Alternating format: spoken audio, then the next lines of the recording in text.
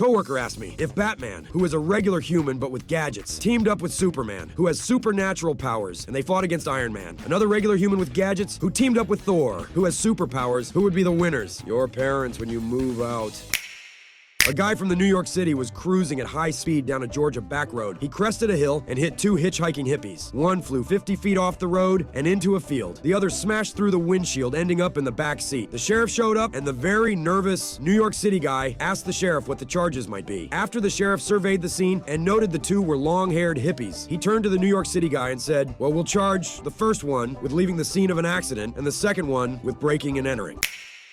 Guy dies and finds himself standing in front of Satan. He says, "Oh no, am I?" Satan says, "Yes, you are, but it's not as bad as you think. Let me give you the tour." Guy looks around and sees that they are in a grassy field with rolling hills, chirping birds, bunny rabbits hopping around for as far as the eye can see. They start walking. Satan points to the right and says, "Over there is the sports center. There are 3 arenas, an Olympic-sized pool, tennis courts, an 18-hole PGA-approved golf course, and more. You can watch or participate in any one, anytime you want," Satan continues. "On the left is the theater district. Every movie and in Broadway show ever produced can be enjoyed there 24 hours a day." And he points ahead. "The marina is down there, where any sized craft, from a dinghy to an aircraft carrier, fully crewed, is available for you." As they proceed, they pass a fenced-off area filled with molten lava all the way to the horizon. In it are hundreds of millions of people, drowning and screaming in agony. Guy says, "See, now that's what I expected hell to be like." Satan replies, "Nah, we just keep that for the Christians. They seem to like it for some reason."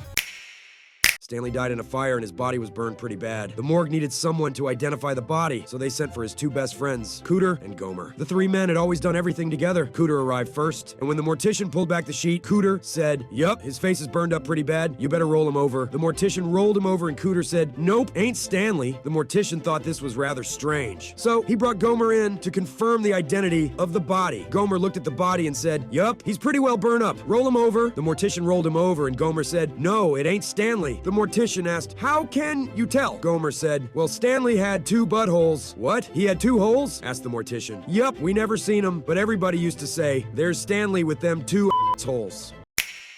5 Englishmen in an Audi Quattro roll up to an Irish border checkpoint. Paddy, the officer, halts them and sternly declares, "It's illegal to cram 5 people into a Quattro. Quattro means 4. The Englishman, incredulous, retorts, "Quattro is just the name of the car. Check the papers. It's designed for 5. You can't pull that one on me," replies Paddy. "Quattro means 4. You've got 5 folks in there. It's against the law." The Englishman, now rattled, demands, "Get your supervisor. I need someone with more intelligence." Paddy quips back, "Sorry, Murphy's tied up with 2 blokes in a Fiat Uno."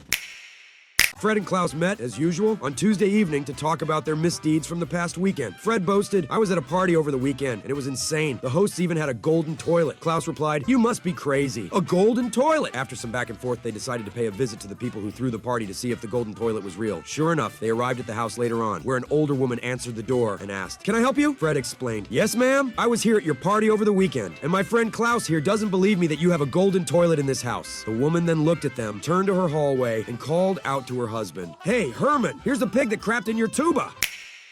So, I went to the beach to try to pick up girls. I didn't have any luck and ended up wandering into a surf shop. I talked to the guy there and told him about my dilemma. He told me that the women on the beach are shallow and I should buy a Speedo swimsuit and go out to the snack stand, buy a giant pickle on a stick, and place it down my shorts. Then I could get women's attention. I was on my own after that. If they could see the bulge, at least they would be interested. So I did exactly what he said. But every time I approached women and made sure they saw the bulge in my swimsuit, they would say, "Ew, gross," or "Get out of here," or "Just leave." It was worse than before. After an hour or so of getting rejected, I went back to the surf shop. The guy who gave me the advice said, "Dude, the pickle goes in the front."